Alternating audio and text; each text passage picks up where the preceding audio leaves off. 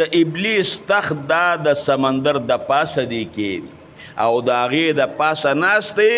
روزانه خپلو بچو سره حساب کتاب کوي یو پکې ورته راشي لکه تاسو کړي دي جی ما خو دا کار کړی دی ما دا کار کړی دی بل راشي ورته وایي تاسو کړی دی ما دا کار کړی دی ما دا کار کړی دی بل راشي تاسو کړی دی هغه ورته وایي جی ما خو نن د ښځې او د خاوند په مابین کې جګړه راوسته هله مې پرېښودل چې په هغې سړي باندې مې ښځه طلاقه کړه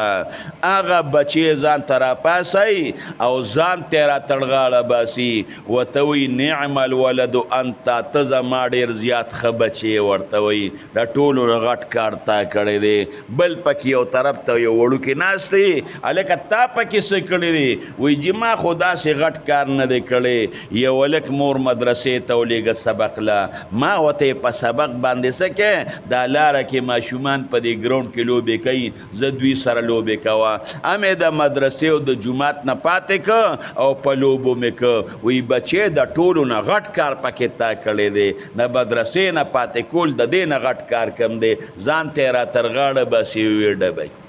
باقاعده موږ او تاسو پسې لښکرې خورې کړي دي ظالم